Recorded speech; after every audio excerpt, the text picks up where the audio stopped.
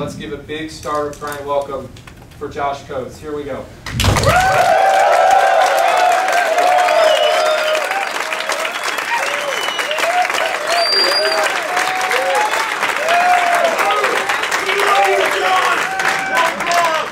Yeah. Wow. Is that normal or?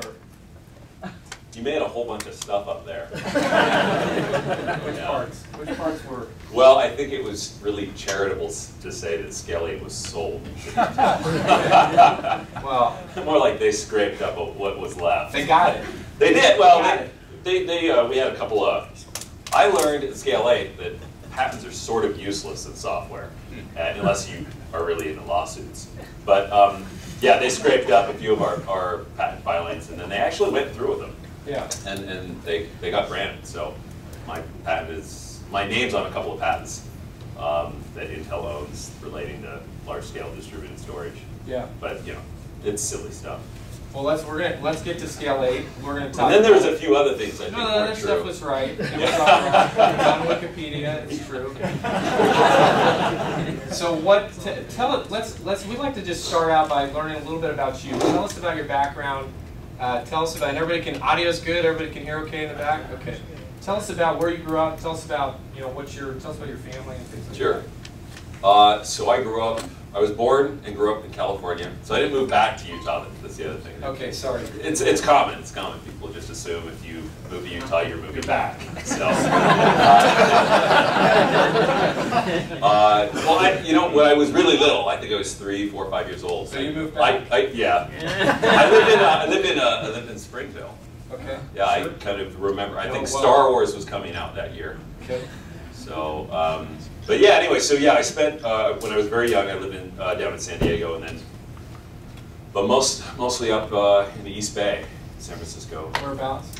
In a town called Orinda. Orinda. Okay. Yeah, it's just over the hill from Berkeley. A lot of white rich people live there. I'm white, but we didn't have a lot of money. What did your dad do? What did he? He was a research scientist. He was a bench scientist. Worked in microbiology. So. Very cool. And you growing up, what was the expectation for you? Was it, when did you write your first line of code? Were you always going to kind of be involved with? Well, let's see. So I guess I don't know how old I was probably in first grade maybe when I started writing code, but. Again, I mean, it wasn't really writing. It was more like copying code out of books, because my parents wouldn't buy me an Atari, and so because all the cool kids had, well, I don't know if they were cool kids, but the kids that I thought were cool had Ataris, yeah, and they played. They were cool. Yeah. Yeah. They said, and so my parents are like, look, we're going to buy you a Commodore VIC-20. Awesome. And if you want games, you've got to write them yourself. And so, so that's what we did. Wow. I found out how far 20K of memory will get you. But, and so did you actually write your own games? Well, yeah, but I mean, there's kind of two types of games. One is the type, because back then, like, you would buy, I don't know where my parents got them. My mom would get me these magazines that had like games, written out in BASIC. And you just sit there and copy them. And I used to tag team with my younger brother. He would read it, and I would type it. We'd trade off. And we didn't know what like an ampersand was, or what an asterisk was. And so we made up our star, and I don't know what we call an ampersand. But anyway, we would just communicate with each other and write this stuff out, and then we'd type run, and then we'd get a syntax error, and we'd go fix it. And anyway, eventually we would get games, and it was cool. And then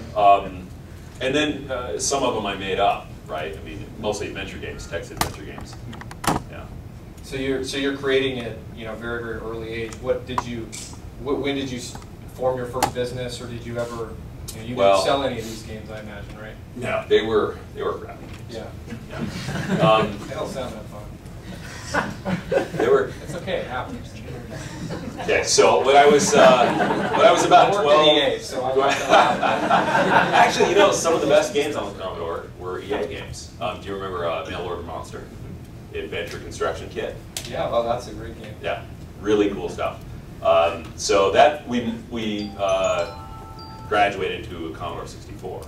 And so yeah, that moved from cassette tapes to an actual floppy drive.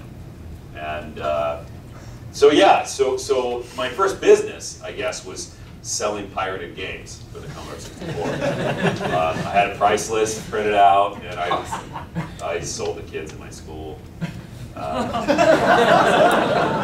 Pretty reasonable prices, usually about $2 a game. And they'd go through and they'd mark all the games they wanted, and I'd deliver them on a disc. And 1200 baud modem, and there's a lot of BBSs in the Bay Area, and so that's what I did. That's awesome. I'm proud of it. Well, we're past the statute of limitations. But yeah, that was the first. And then as you went into college, was it pretty clear? Hey, I'm going to do computer science. This is what I'm going to do. I'm going to program. I'm going to build. Well, no, not at all. I actually was interested in astrophysics. So, and that's where actually I had to write, I guess you call it real code.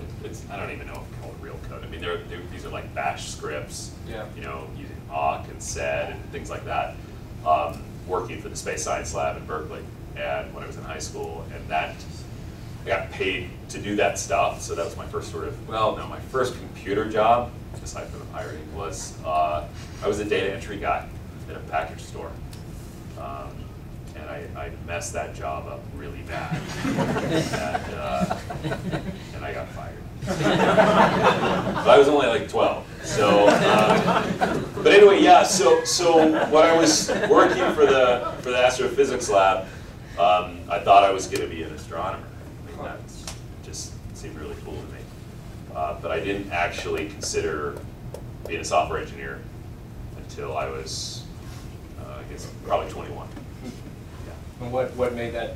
Where did you make that change? Why did you make that decision? Well, I got married, and I needed a job, like a real one. So I thought, wow, how can I get through school quickly? Yeah. And getting a CS degree would have taken me about 3 years, and getting a what was I interested in? Yeah, I think it was mechanical engineering. I like building things. Yeah. That would have taken an extra year. And I'm just like, okay, I guess I'll build virtual things instead. And you graduated class. Yeah, so it turned out okay.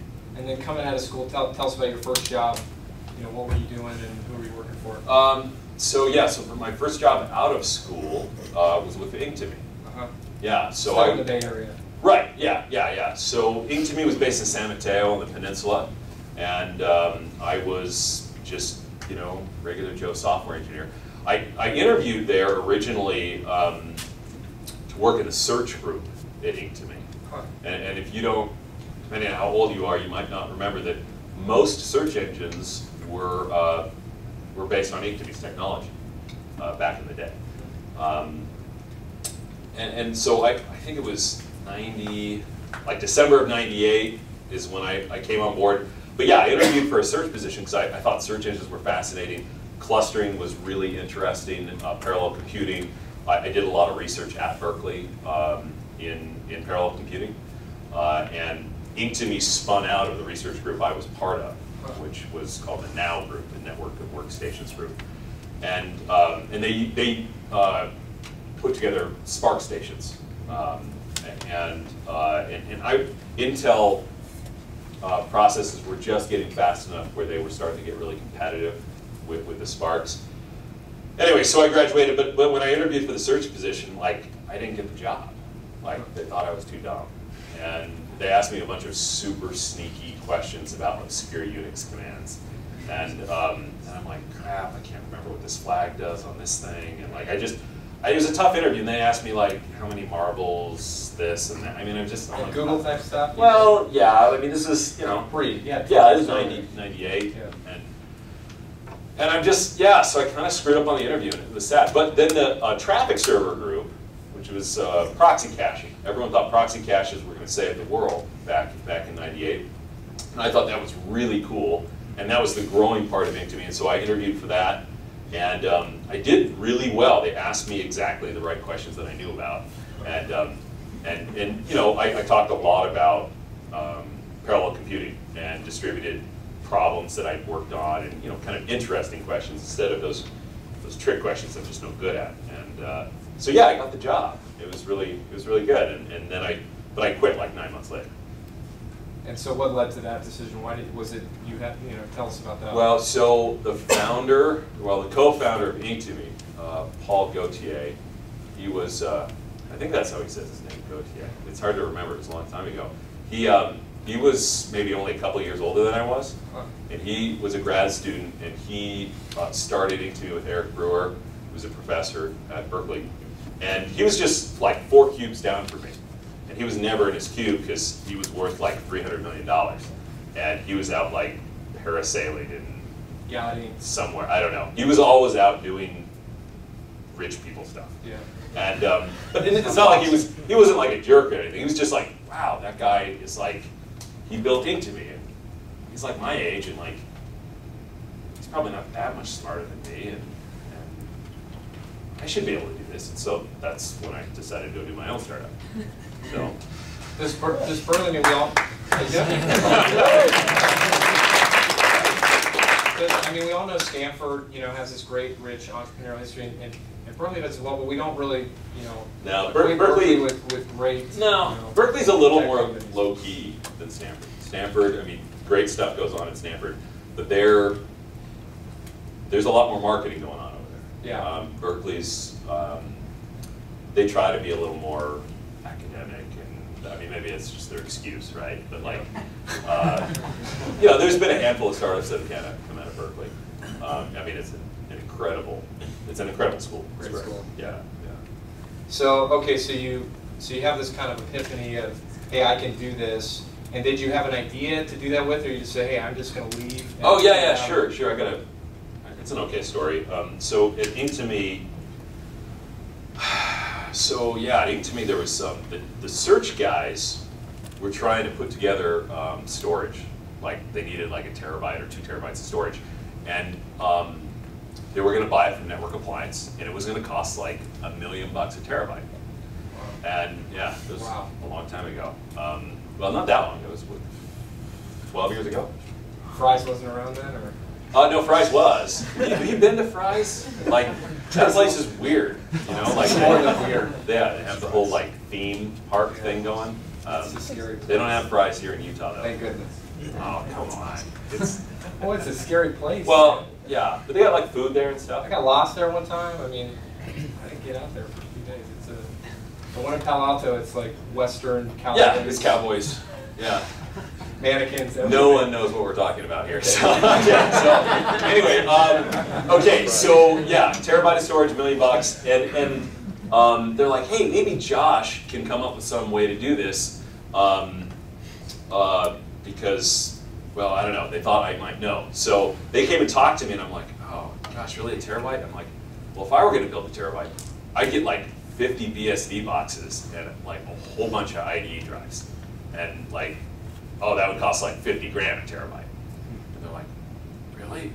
You think you could build that? I'm like, well, I was kind of doing this proxy cache stuff, and so we had some discussions, and I'm like, yeah, I'll totally do it if you want, but they're like, no, we got to go with NetApp, and then I started thinking, I'm like, dude, if NetApp's selling a terabyte for $1 million, and I could build it for 50 grand, there might be a business there.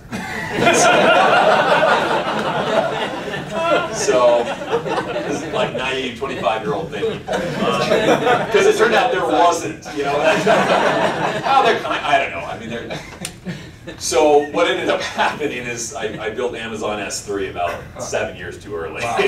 Yeah, I mean, it was really identical to, I mean, in concept and everything, but the world wasn't quite ready for that. But yeah, so that's what I did. I said, hey, look, if I can build this, so what I did is I took like $3,000 or $4,000, which was a lot of money to me at the time, and I bought a bunch of disks, and I bought a server, and I like plugged them all together, and I started messing with the system and doing performance tests and benchmarks and thinking, can I, build a cluster of these and make it work? And so I had this really loud server running in my bedroom. I had like a 4-month-old baby, and my wife was really worried because I was talking about quitting. and you know, like we were poor, that's all you had. and we were living in an apartment in San Mateo, which is wicked expensive, and yeah, that's you're right in the .com. Yeah, boom, right? Yeah, yeah. So anyway, yeah. So I went ahead and did it. I quit my job at Inktomy, and without any clients, without. Yeah. But you know what was awesome about it? I don't know why Inktomy did this, but they only had a 6-month cliff on their vesting for stock, and so I'm like, awesome. So like month number 7, I'm like, okay, I all get, of your stock? No. Just the first year. Or something? Just an eighth. Yeah. You know, Okay. like because it's a 4-year. Yeah, every 6 yeah. months. So anyway, it's cool. So I cashed out, and Inktomy was doing quite well at the time, and so I had like 30 grand, you know, from cashing out, and so I started writing paychecks from my checking account, and I hired like 2 or 3 people that I knew from Berkeley, and convincing them to like quit their jobs and come join my lame company. It was difficult, but that's what everyone did back then. So I rented an apartment in Foster City, and that was our office, because it was a smoking deal, because they said all utilities included. So we set up this rack server, and the first month they got the electrical bill, they got really mad at us. So we found out where all the breakers were in the apartment. We had extension cords running. We basically clustered their circuits.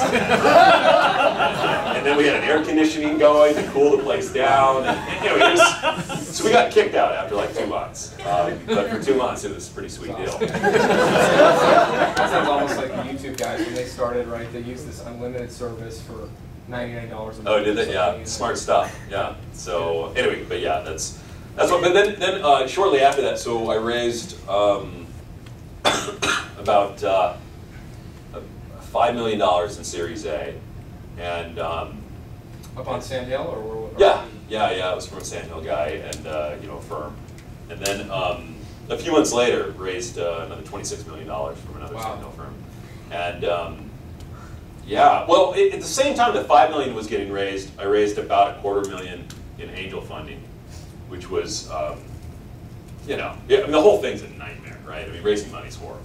And it always has been and always will. But you know, so that's what I had to do, and you know, I had to do. You know, everyone says, "Oh, raising money in '99 was super easy." It's like, no, it wasn't. Like every VC had a stack this high of business plans or whatever on their desks. They wouldn't take meetings. They had like their calendars were packed. If you called up, they'd be like, "Oh, sweet, get in line." You know, it was so hard to get people's attention. Yeah. You know, so I mean, it was really, I mean, people were writing checks, but like everybody and their brother was like, let's do a startup, you know, right. And so it's like, oh, and people are coming in from all over the country, right? Oh yeah, yeah. I mean, it was a zoo. Yeah, it was a zoo, and so it was really hard. It was really hard. But at the time, it's like, hey, Inktomy, Berkeley, large scale, like those keywords got me meetings, right? And it's only because of the keywords. Because that's what you got to do, is you got to pick keywords that people are going to pay attention to cut through the noise. Yep. And those keywords worked, right? At the time, Inktomy was a big deal. Berkeley has always been a big deal.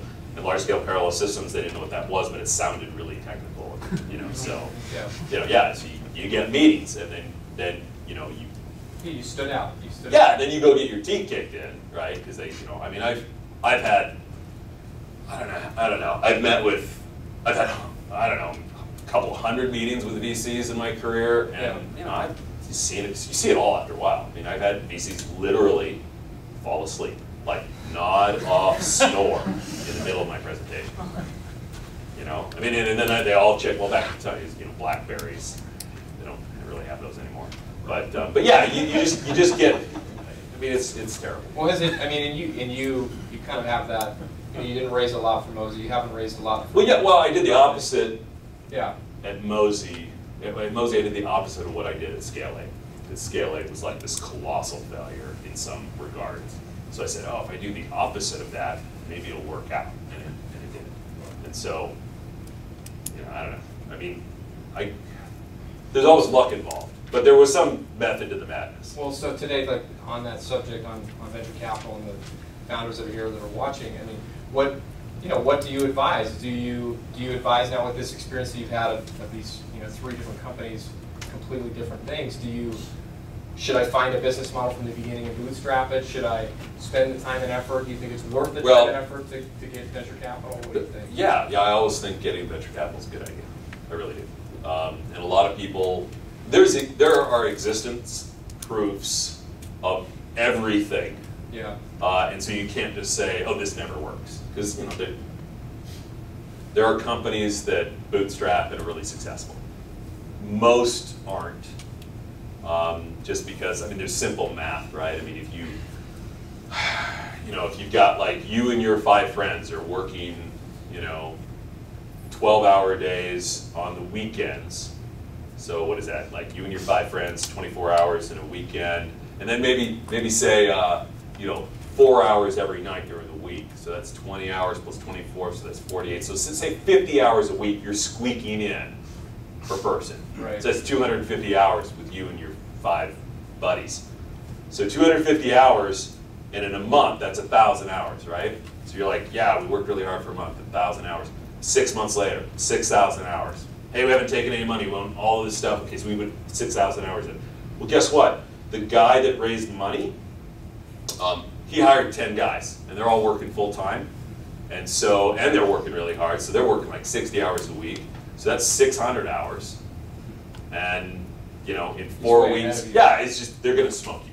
And like, that's the way it works. So that's why bootstrappers get their butts handed to them all the time, as opposed to people that get venture funding. But the bootstrapper's like, oh, I own 100% of Jack Squad, yeah. And the guys that say, yeah, I had to give up 40% of my company, but do the math, like, we took off. We got off the launching pad.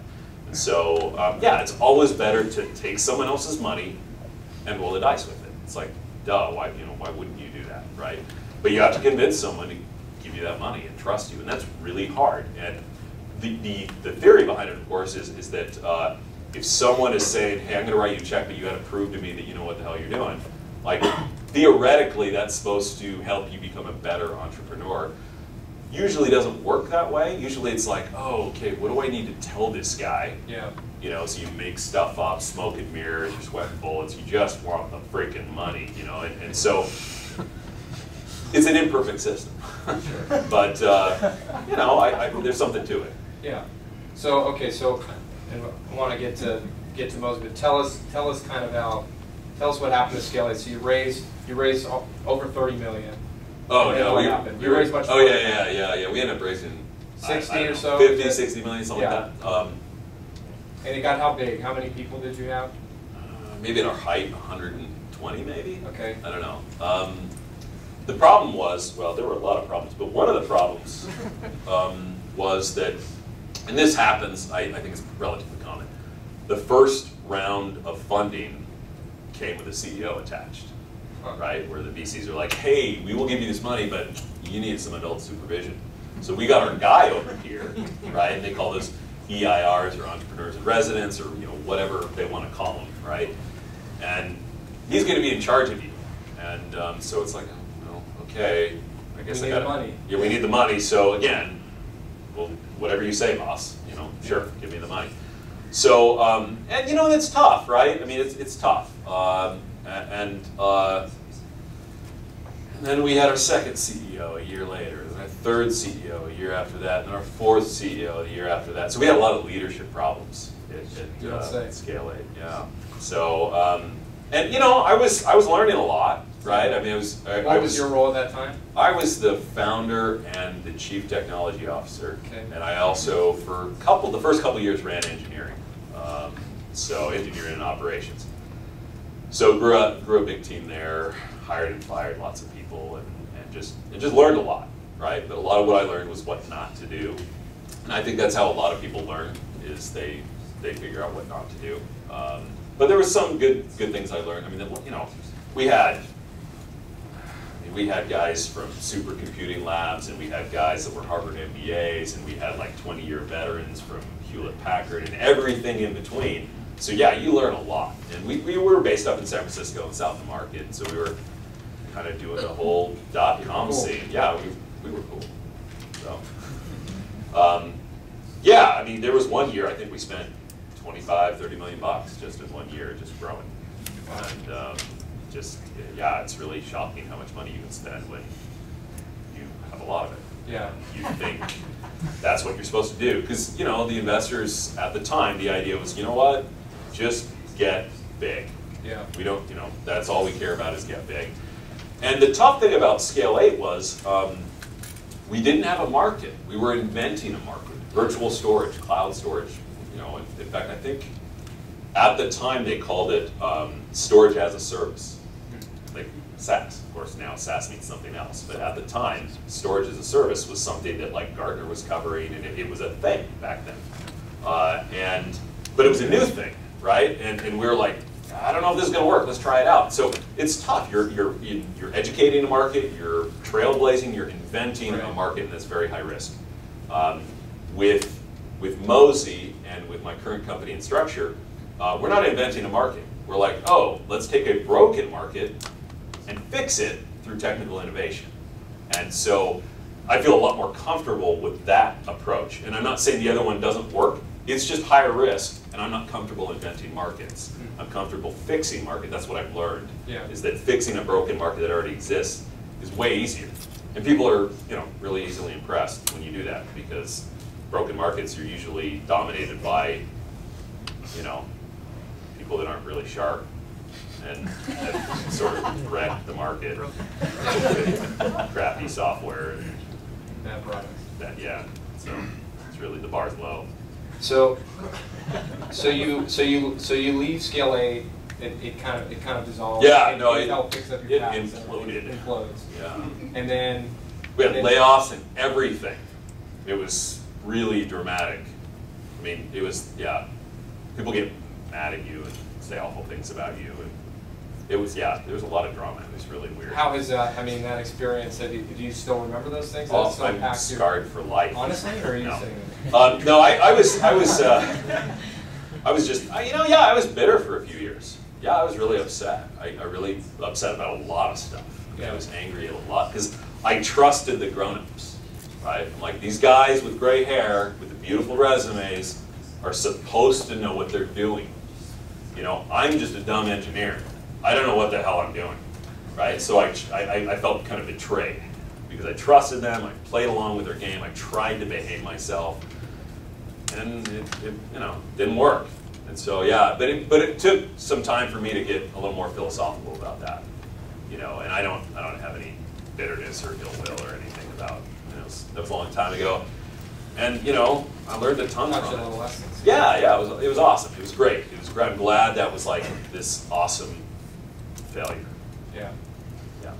So okay, so you come out of that, you know, this kind of incredible experience, difficult experience. You join the Internet Archives. Yeah, I wanted to kind of decompress in a non-profit environment. Yeah. So I worked with Brewster Cahill in the Presidio in San Francisco, and that was, you know, he was building out these big petabyte data centers, and I'm like, wow, that's cool. Let's go live in non-profit land for a while. So that was a lot of fun. So I did that for about a year. And then you moved to Utah. Yeah. Well, so at that point I'm like, okay, so. I can either do another startup or get a real job. Those were my two choices. Yeah. And I'm like, I don't want to get a real job. That's what people do when they like give up, you know. So I'm like, okay, and I don't want to take VC money. There's a lot of truth to that. So well, that was mean. I shouldn't say that. Let's edit that out. No, It's already, somebody tweeted it already. Yeah, probably. So hashtag startup growing. Yeah. So for me, it felt like giving up. Okay. For me, it felt like giving up. So I didn't want to raise more money from venture capitalists and do like another one of these big startups because I thought, you know, that was crummy. I didn't like that. So I thought, okay, I need more time to figure things out, and my wife had family in Utah. I've got some grandparents out here, and we thought, you know, this is a rat race. We were living in San Francisco for like, you know, we were in the Bay Area for almost 10 years together, and we had 2 kids by then, and living with kids in downtown San Francisco is, yeah, it's really hard. Don't do that. That's bad. It doesn't work really well at all. We thought, hey, let's get out of here. Let's go to Utah for like a couple years. Cheap to live there, and we'll just kind of figure things out. Yep. So that was 8 years ago. Wow. So we're stuck here. Well, we're here. So you move out, and do you have this idea for this Yeah, project? no. Well, okay, so, yeah, let's see, what's the best way to say this? Because I'm trying to think what exactly happened. Right after Scale 8 kind of fell apart, immediately I was like, oh, I want to do another startup. So like I incorporated Berkeley Data Systems, right? And that was my little company. And I had no idea what I was going to do. So I just, the generic name, Berkeley Data Systems. And because I'm like, it'll probably have something to do with data. Because that's what I knew. And systems. Sure. So anyway, so then but then I'm like, oh, okay, yeah, let's go to the archive, hang out. So it's sort of just, the company just kind of did nothing. But then when I moved to Utah, I started, I made an office in my basement, and I started writing code again, and playing Counter-Strike, and then working on financial models. And I started thinking, okay, so what do I want to do? Well, and this is something important I talk to a lot of people about. I guess it's good to talk about this. I had to figure out what I was trying to do. Like, why do a startup, right? And so I talked to people about, how startups are just, it's a basic formula where you start with X, that's you. Yeah. You apply a function to X, f of X, and then you get Y, right? I mean, it's really simple. So you have to, all you got to do is figure the variables out and define the function. So my Y was like, I want $5 million in my checking account. That's all I want. Seems fair to want. Exactly. Like, I didn't need, I just didn't need anything else. I'm like, look, I got a great wife, great kids, and, I'm... House with a yard, right? Yeah, I had a yard. Yeah, exactly. I had that. And I'm like, all I really want is just a little financial independence. Yeah. And so I'm like, that's my why, right? And some people need, their mother to love them again. Or really deep, complex issues, right, that a startup's not going to fix. Right? But if it's simply money, it's like, well, a startup can fix that, potentially, right?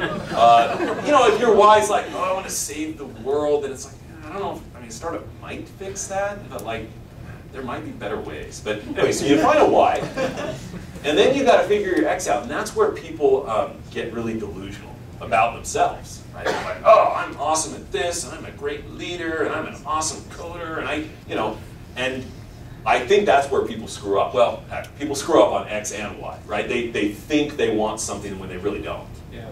And they think they are something, and they're really not, right? But if you're able to find X and Y, I think, realistically, you know what? It's not hard to come up with a function, get that.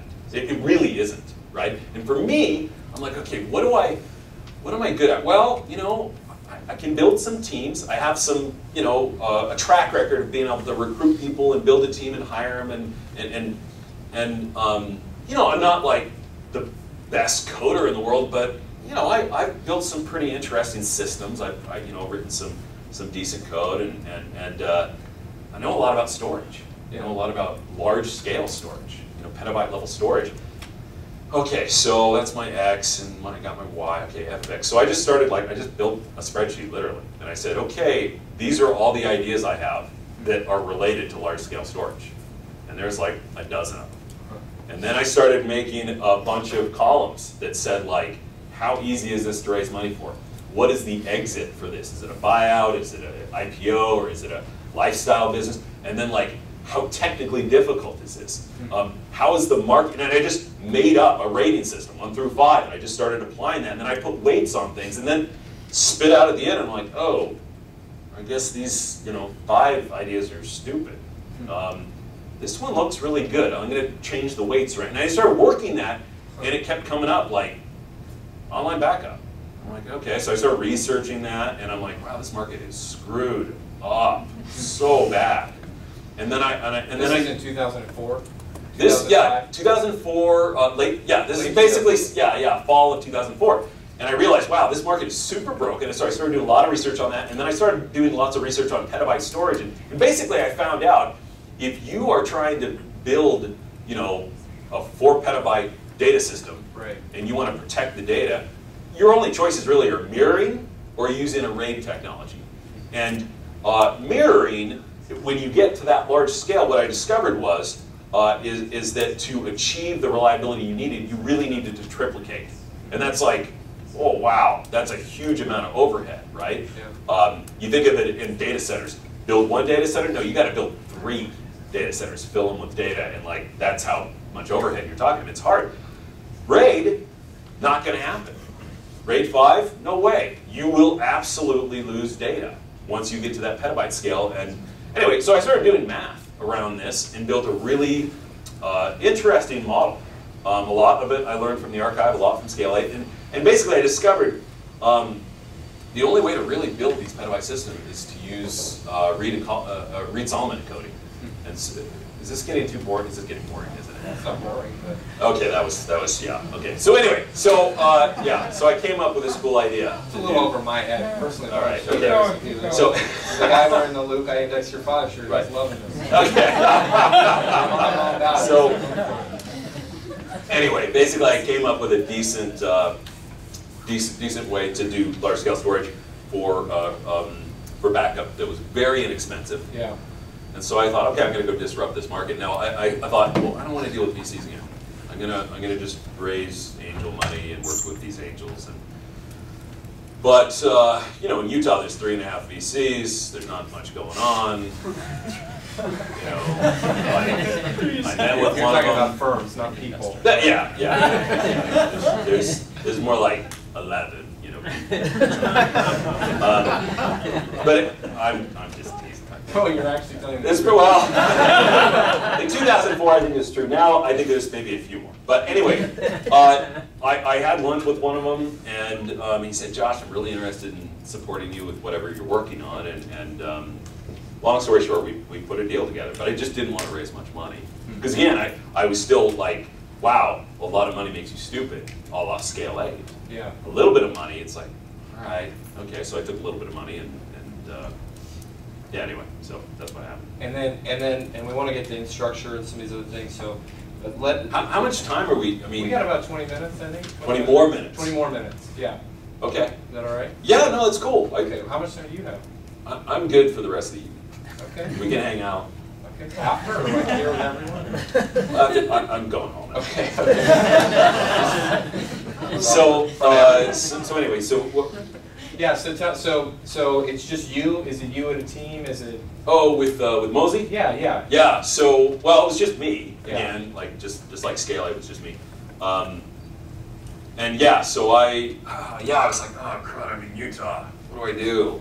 There's like only 2.5 million people here, and I don't know anyone. And so I just started I started hanging out on the Provo Linux users group. Okay. Going to their meetings, and Who was running those at the time? Do you remember? Oh, I was there.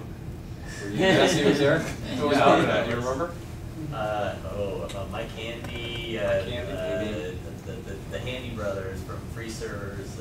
Handy brothers. Yeah, I don't remember, but Josh, Jason Hall. Yeah, I recognize his name. Yeah, so I still subscribe to the list. I'm still on the list, but yeah, I had to you start finding guys there to work well, with you? Or? No, what I did is I started going to these meetings, and I just wanted to have lunch with people. I'm like, okay, I'm not a big networking guy. I don't really like people that much, but I'm like, oh, I gotta meet people and figure out what the heck's going on here in Utah and how I can really build a business here. And so I met with. I think I met maybe with 100 people in the first 3 months. I mean, I know that, like, that's a lot. That's like, well, on average, about 1 a day. And some days I would meet 3. I'd do breakfast, lunch, and I just meet them and I'd be like, hey, how's it going? And then we just start talking, buy lunch, and then I keep a scorecard. And I'm like, that guy was crazy, you know, and just oh, that guy was super wicked smart. And like I just start to get to know all these people. Yeah. And then yeah, I was able to hire. Then I literally did 100 more. So after like 200 people, I was able to put a team together of like 5. Wow. And because the thinking there was, okay, at scale 8, I could build a team of like 60 engineers and operations guys, and then and then out of that 60, maybe like 6 would be super good, and the rest would be like a mediocre liability. But like to get that 6, you had to hire the 60 and find out. But I didn't have money for that, and I didn't want the money for that. I had time, so I'm like, all right, I'll take the time, and I'll just get the 6, right?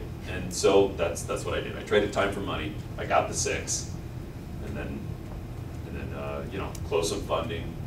Does the same principle still apply? You've actually you gave me that advice one time, and that's exactly what I did. I went out and met 70 to 100 people, and that was a few years ago. But is that how you guys operate now? Is it a matter of scale? You know, through meeting enough people, interviewing enough people, you eventually find those diamonds? Or? Yeah, I mean, it depends on your stage, right? The people you want, your first 5 people you hire are going to be really different profiles than, you know, your 50th guy or your 500th guy. So different profile. But I mean, I think the first 5, yeah, absolutely. I mean, Is that if you started a company this week? Is that is that how you would hire or look for a team? Would you do the exact same thing? Yeah, absolutely. I mean, like, it's a cliche, but people are everything. I mean, that's it. You can get an awesome team with a bad business model, a bad product, a bad everything, and that awesome team can figure that stuff out and make it better. You get a lame team. It doesn't matter if you have a perfect market, a perfect, like, they'll screw it up. Yeah. You know, so it's the team. The team's image. Do you think that's a lesson that, like, because you learned it at your first company?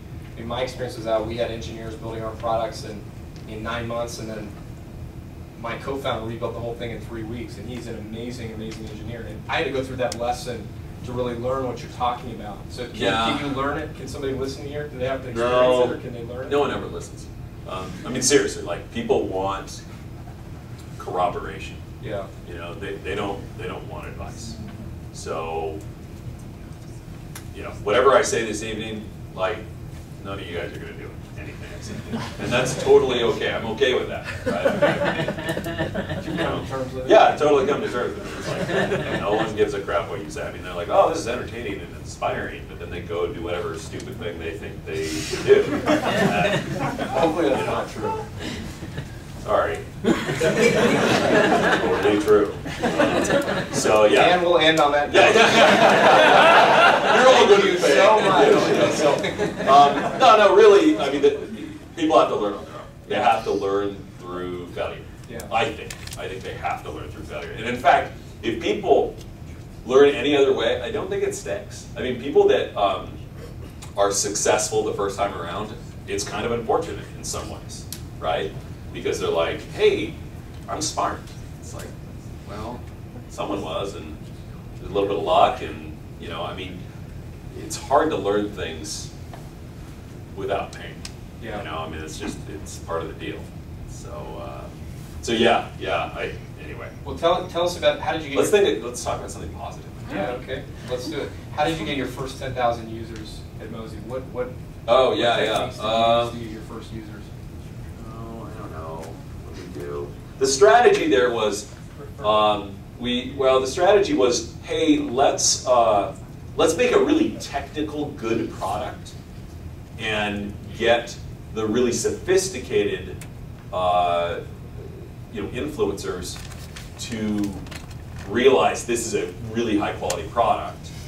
And word of mouth. And then it'll sort of trickle down to the Walmart crowd. Yeah. I mean, that was the thinking of it, right? And it kind of worked that way. We got some sophisticated people to review our product from some of the industry press. Yeah. And they're like, yeah, this is not a PR firm. This is you reaching out to this is I'm not a big fan of PR firms. Yeah. Yeah. In fact, I think like the 6th or 7th hire at Mozy was a PR guy. Yeah. Like, because Is that Devin? like, it is. It's Devin. Yeah. Like, Who's still with you at Instructure? that's right. It's an Instructure. You gotta have. I think you gotta have your guy. Yeah. Right. You know, a firm, a PR firm, they're, you know, they're expensive and they're just, you know, cookie cutter kind of. I mean, it's tough. Yeah. Okay. So you got them to review it. They I'm just liked thinking, it. oh, you guys are gonna get PR firms and find out I was right after like 40 grand of blowing money with them, and then you're gonna go, crap, maybe we should hire a guy. It's cool. You send me an email and be like, oh, you were right.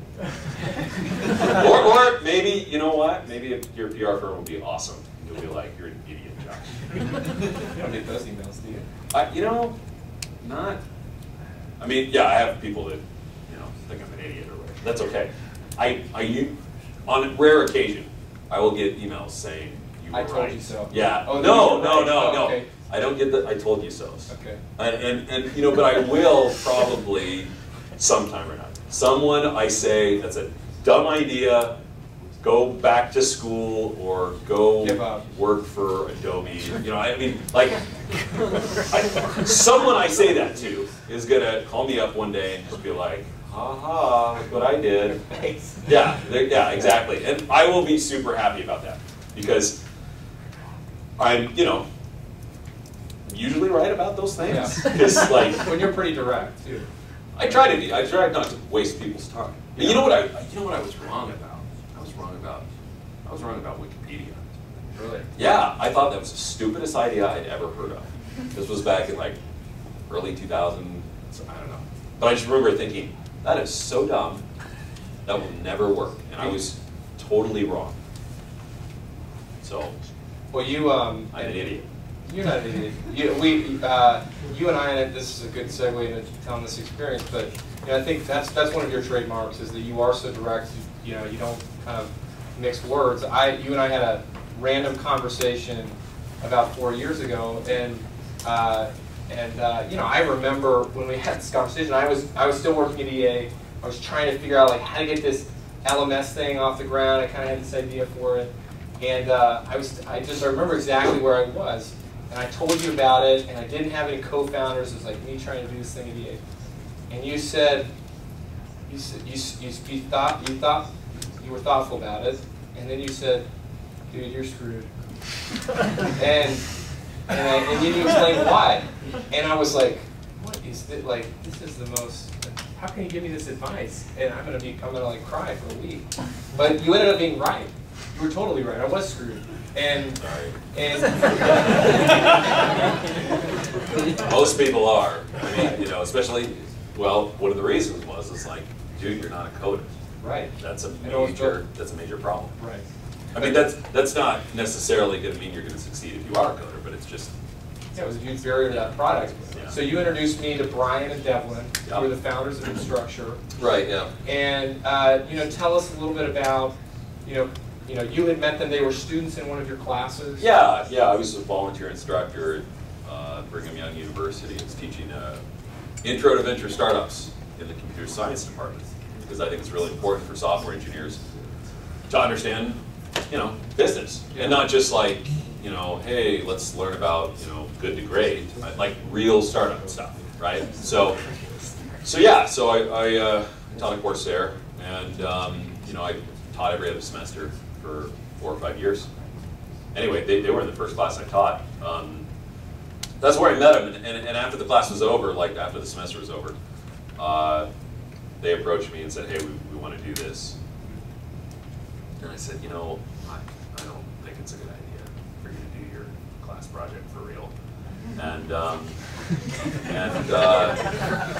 they said, I mean, they got a decent grade on it. I mean, it was, you know, I try not to let students do bad projects, right? I mean, I try to give them honest feedback of their ideas.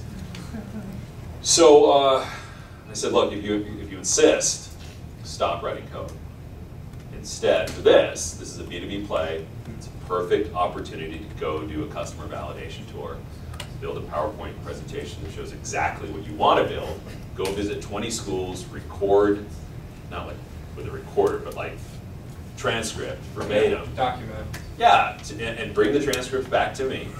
I said, and go to real schools. I don't want to see any transcript from a Utah school. Like, that sounded awful. I didn't. It's just there was local bias, and so anyway. So I said, go, go visit these schools, and then they left, and I'm like, okay, not going to hear back from those guys. I just gave them a bunch of work to do, right? And told them to stop what they're comfortable with, which was writing code. But like, yeah, I think like a month later or so they came back. They literally got in their car. Yeah, they got in their car and drove, and I thought it was hilarious because like I'm like, wow, you guys did this, and they're like, well, next time we're renting a car with air conditioning. But I remember it's like I would have done the same thing because it's like a plane ticket's like $900, and like who has $900? I mean, so yeah, I mean, I was like, wow, that's really cool. You guys like followed my advice. That's wow. Doesn't happen very often. And so I'm like, let me check out the transcript. So I looked through it, I'm like, I don't know anything about this, but like, this market's broken. Yeah. And they said if you build what you showed them, like they'd buy it in a heartbeat. And they talked about the dominant player in the market and how that there was this bad guy that no one liked, and that and I'm like, wow, this is really interesting, And so I'm like, okay, you got a broken market. There's an opportunity to disrupt it, classic innovator's dilemma type thing, and I'm like, gosh, this should be easy. This is a slam dunk. I'll go to my local neighborhood, friendly neighborhood VC here in Utah, and I said, hey, dude, check these guys out. Like, they're ready to go disrupt this market. So we had a meeting with this VC, and he like zoned out after like 10 minutes, and like, and it was obnoxious, and then at the end of it, he's like, oh, we done? Oh, okay, cool, yeah, hey, awesome, guys, really cool, good luck with that. I'm like, dude, write him a check, you guys do seed funding, right? Give him 50 grand.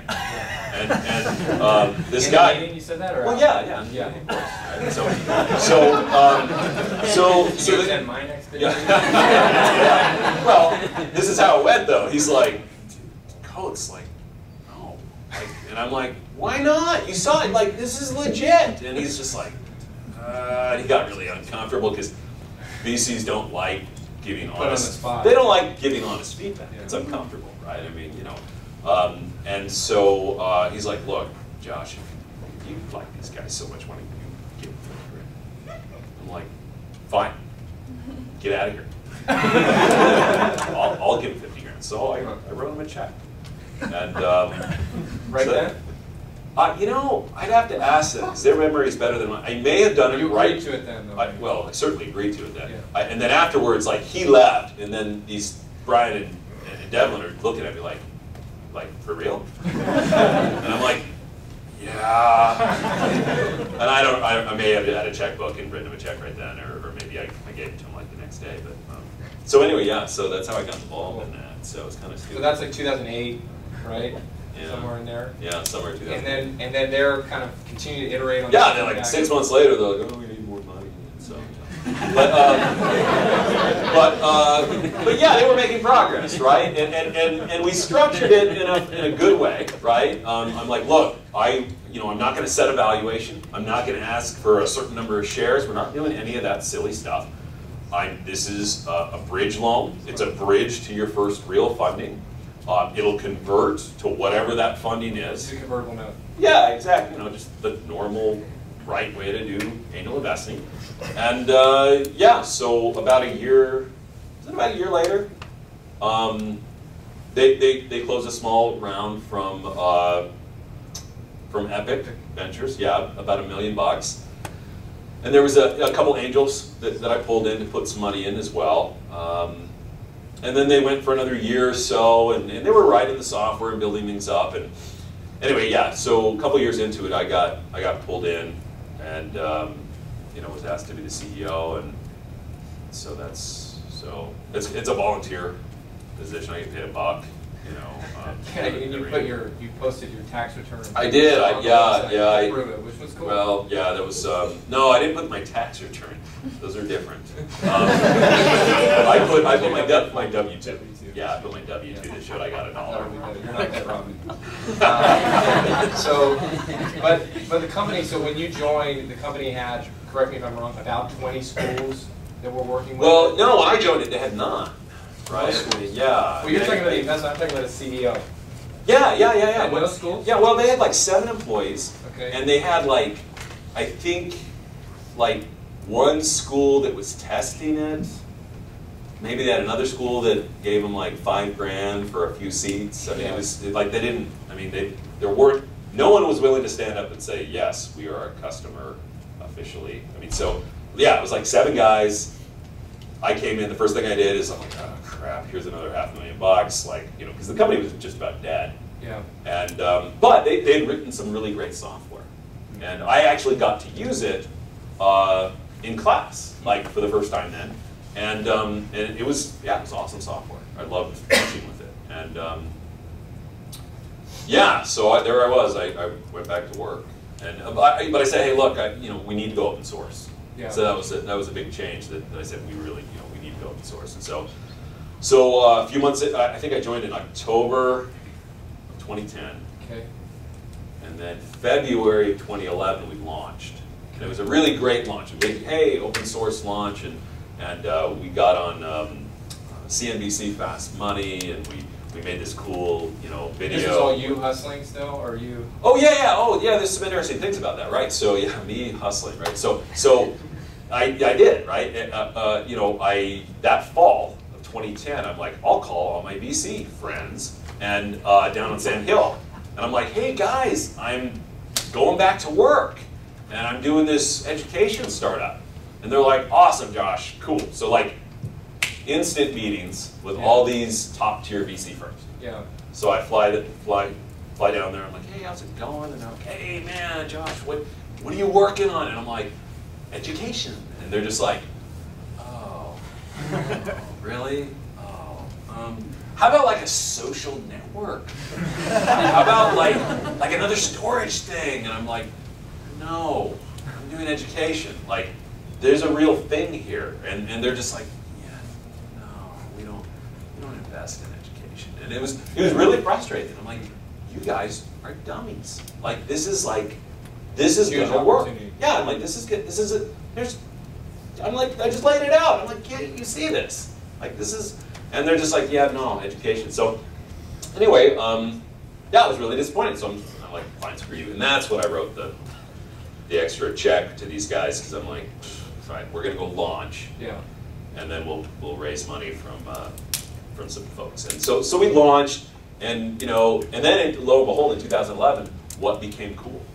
Education became cool. Yeah, it did. And so and then in 2012, it's become even cooler. Really and there's like $1 bazillion of investments from all the top tier guys in education. So yeah, so it's frustrating, right? I mean, and I think every. And if those guys come back to you now, I mean, you are like. I'm just like, hey, what's up? I'm like, no. It's, can we edit that out too? Well, I had Dave McClure like 3 weeks ago. So no, it's fine. I mean, we're always friends with the investors and stuff, and they know, they'll admit, hey, we're not perfect. There's a reason we're on this side of the desk and not on your side, and all that sort of thing. So it's no big deal. It's just kind of like, it's frustrating. That's all. So you launched 1.5 years ago, and today. So and everyone says, oh, schools, it takes like a year to get a deal with the schools. Super slow, sales cycle, and that's all true. It is a slower sales cycle. But yeah, so we launched about 20 months ago or something. Yeah. And we now have like 247 schools under contract. From zero? Yeah.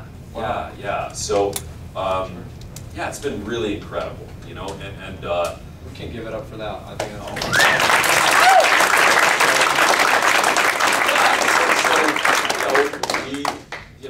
we count our contracts in tens of millions of dollars now, and it's like, wow, that's really great, so yeah, we have a really, and 2 years ago you got like 7, 8 employees, and now we have like 150 something. Wow. So it's like, oh gosh, now my wife's like, Josh, what are you doing? Because she wants me to, go back to where I was. Tank racing and she likes me at home. Yeah. She likes me at home. Yeah. So So yeah, so I'm like, oh hey, honey, I'm stuck here for a little while. I got to finish this up, get this to where I want it to be, and we could all feel good about ourselves. And what's the big motivation for you? You have this big exit, 5 years ago. What drives you? What pushes you to guilt, this business? Mostly guilt. On what? Well, I think it's mostly self-imposed. It's survivor's guilt. It's like, wow, I made a lot of money, and I'm done. I'm like, hey, I did it. I got my why, and then some. Yeah. I'm just like, okay, and I did a lot of great stuff. I took a few years off, and I worked with refugees, and I taught at the university, and I was really busy. I worked on restoring military vehicles, and so I was very busy. I was very happy, but it's like, what am I good at? Go back to the X. What do I know how to? I know how to do this X stuff, and I know how to come up with these functions, and like, I need to make other people's Y and help them make their Y, and because it's the right thing to do. Otherwise, I just feel like I'm playing video games in my pajamas, eating Pop-Tarts, and it's like it's hard to not feel guilty doing that. Yeah. You know what I mean? Yep. Your kids are like, your kids' friends are like, what's your dad do? It's like, yeah, it's going into Pop-Tart mode. Yeah, it's like, I don't know. So it's like, oh, I better do something useful. And so it's a powerful motivator, really. It's like, Do you find, is it all easier? I mean, you've been through this, it feels like you've been through this cycle so many times in so many different ways. Are you still being challenged? Oh, sure, yeah. I mean, like I said, 150 something people. That's bigger than anything I've been involved in, right? And the revenues we're pulling in are bigger than any of the revenues I've been involved in. So that's kind of interesting, but whenever you're dealing with people, it's a challenge, right? I mean, like, people are difficult. I mean, they're the most important part of the business, but they're the most challenging, people problems. And there's technology that's interesting, but I'm not terribly involved with that anymore. So there are a lot of challenges still. I mean, work is difficult, right? I have bad days sometimes, and you come home and you're like, crap. But at the same time, it's different than the like, I have ulcers, I'm staying up all night freaking out, like my world is ending kind of stress before, where it's like, oh, I'm going to lose my house, kind of stuff. Right. Now it's a lot more like, oh well, I mean, you have that obligation, but it's like at the end of the day, if it doesn't work out, it's like, man, so you don't have that. But at the same time, do you feel like you're still pushed as hard? I mean, that's a huge. Well, yeah. Well, again, it's what there's an obligation. I have an obligation to my guys, right? I mean, I hire people. Who are all in that. Most are in that position. Well, all of them have some kind of why they're shooting for, right. and they want to, get that brass ring, and I respect that. I get that, and I have obligations to them. And again, it's like if I screw up, like, I let them down. I let my customers down. Like, these are real people doing real stuff. And education, I mean, wow, that's so important globally, and I feel like I'm making some contribution to that, and I don't want to let those guys down either. So there's, I have skin in the game. It's just different skin than like a first-time founder. Yep. And was Instructure, was that your only angel investment? Have you done other? Oh no, I've written a fair amount of checks. I've probably put in $1.5 million worth of angel investments over the last, I don't know, 4 years, 5 years. Do you see yourself? But I'm not an angel. Right. Where's the camera?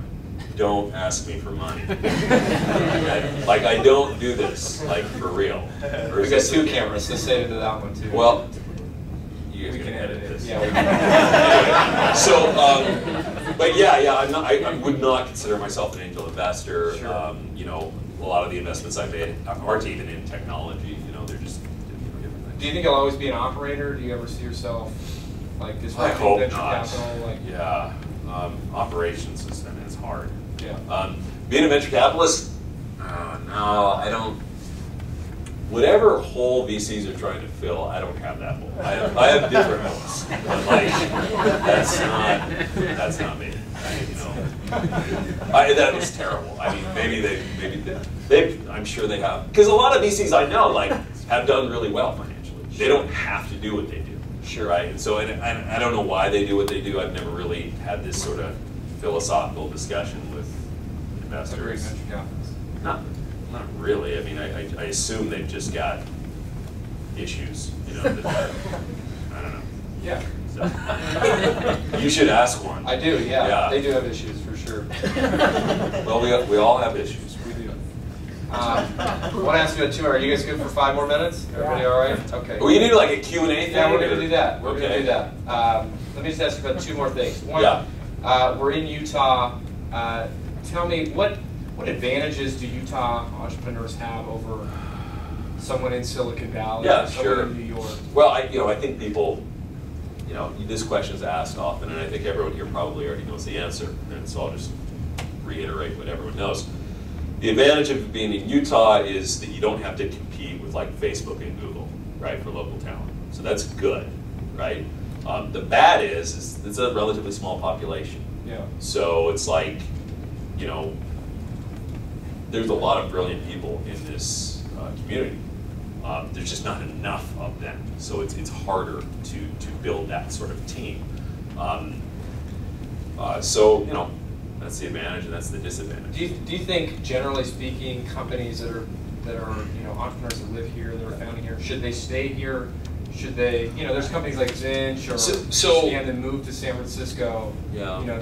They'll take money from the angel list crowd. They'll move this. And one of the requirements is to move to San Francisco. Yeah. But then there are companies like yours. There's a lot of good examples that have stayed here. But I remember Mozy people. They'd say, "Oh, it's in Utah. That's never going to work." Yeah. And that motivated me. I'm like, no, I can totally make this work. Yeah, it's a big deal. I can do this here. No, I took the Silicon Valley pattern and how I did that business and applied it here. And there are some cultural adjustments you make, and that's fine. The model works, and I've got an existence proof of that. And I think Instructure is another existence proof of that. And there's lots of them here in Utah. And so, yeah, you can totally make things work here in Utah.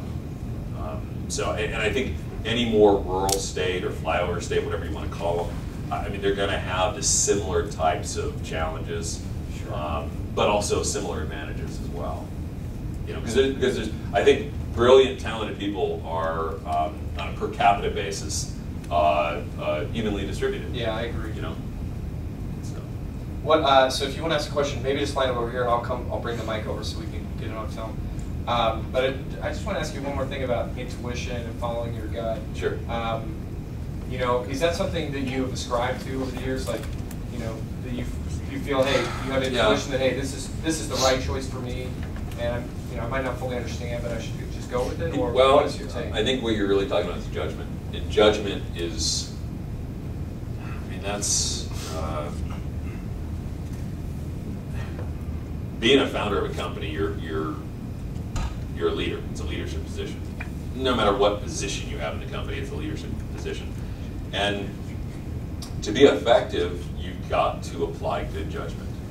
It's not, at some point, you're not the smartest guy in the room.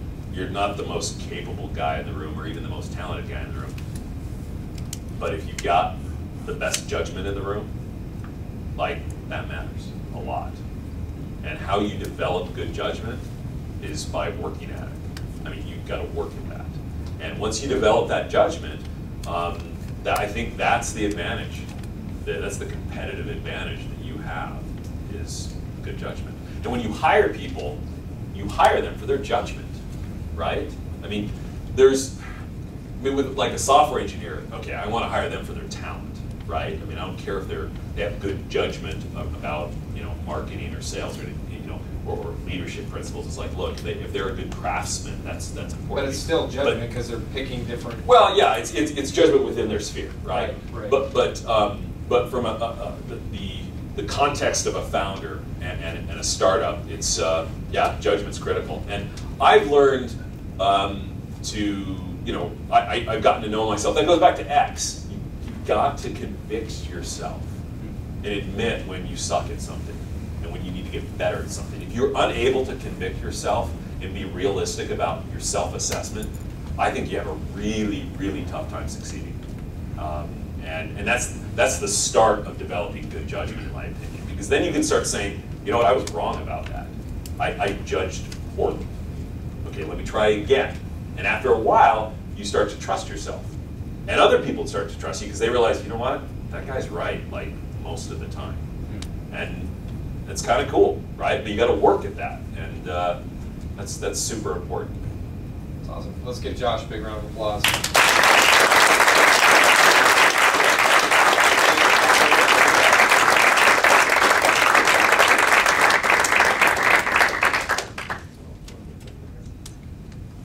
Just lean in.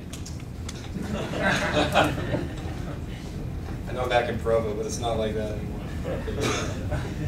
What was the advantage in taking Instructure and making it open source? What did you gain from that? Oh, sure, yeah. So, well, there was a method to that madness. It was in competing with Blackboard. Blackboard was heavyweight, right? And the learning management system market, to go up against them, it's like, the big question is, well, what's the difference? You know, all LMSs are the same, this is a commodity market, like, what do you got that's different? And I didn't want to go toe-to-toe with an 800-pound gorilla being the new guy that has nothing. So I needed some unfair advantage. And going open source was riding on that trend within an education of openness. And I knew that's something that was really foreign to Blackboard. Just culturally, it was foreign. So I knew that would confuse them. It would put them off balance. That was a really important strategic move for us. And plus, you know, I like the idea of open source. I mean, I'm not religious about it, but the principle of being open was so kind of counter to where that market had been. I thought, hey, that's going to be refreshing. That's going to be important. Also, it was an antidote to the accusation that Blackboard would just buy us out, because they had a pattern of buying out competition. And if we're open source, it's like, fine, you know, they buy us out, and well, it's still out there, you know, it's still open. So initially, those were kind of the strategic reasons behind it. And it turned out quite well. I mean, that served us incredibly well, that process. I don't think people should just go open source just because. Right. I think it's important to have a good rationale behind it, and not doing it for, you know, theological reasons, so to speak. But do it. I mean, we're capitalists, right? We want to change our corner of the universe through capitalism, and that doesn't mean we're all greedy bastards. But there are mechanisms to actually make a difference through creating value. And sometimes open source can be a really important part of that. And sometimes, you know, maybe it doesn't make sense, right? So, does that answer your question? Thank you. Okay.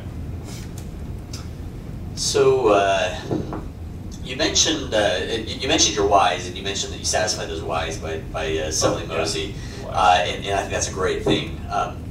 One of the things I've heard here in Utah is one of the reasons we don't have a Google or a Facebook here is because people are selling. I'm not saying you did anything wrong with what you're doing. I think there are reasons for it. I'm totally okay with it. But how do we keep? I'm sure you're just fine with it. But how do we get more entrepreneurs looking to stay and not sell? And is that even possible in Utah? Well, I don't know. I mean, so it sounds like what you're asking is, I mean, it sort of sounds orthogonal. You're like, hey, how come we don't have a Google here? Oh, it must be because people are selling out. And I don't think that follows. You know, I mean, because what is it about Google that you're looking for? or I guess maybe the best question Like, is big why company? why don't we have a Google or a Facebook here? And I've heard that as one theory, but maybe that's Well, not the theory. I think it's because we have like 1/10 of the population of the Bay Area and Boston and other big cities, and so it's just a numbers game. I mean, really, I think that's the real reason why. I think there's, Paul Graham had he's someone needs to do a TLDR on like everything he writes, because he's I like stuff he writes, but I can't get through it. It's so freaking long, and my attention span is just too short. But I think one thing he wrote about, if I remember correctly, is about what cities say to us. If you remember that essay. And Salt Lake City and Provo or Utah, what does that say to people? And that's a really different vibe than, say, Silicon Valley, or Boston, or New York in certain ways. And so, why don't we have a Google? I think it's a population thing. We've had some Fusion.io is a public company. Omniture, for a time was a public company. That's great stuff, but Google and Facebook, I mean, there's like 10 super awesome big tech companies in the last 10 years, and guess what? You throw a bunch of darts at the map, and there's gravity towards population. They're just not going to land in Utah. So I don't think it's because people are pulling the ripcord too soon. It's just we're just a fraction of the success of a larger segment. That's what I believe. Thank you. So obviously you guys are killing it. Curious about your thoughts on, your trajectory is probably where you thought it would be. And No, it's not. No? No, I'm actually really surprised. Like, it's gone way faster than I thought. Okay, so, well, yeah, when you show it through the VCs and it's like the crazy. Well, yeah, I said, hey, look, this is going to be something. This is going to be good. And you kind of hit that. You kind of hit that crazy. Yeah. But it's still, it's grown. Instructure's grown a lot faster than Mozy ever did. Right. So it's big. Yeah. It's done what we said, a long way to go. That's all it's done really well. You just wanted to say that? No, I'm curious. Okay. Just right. observation. No, I'm curious about. You always talk about wanting to take it public.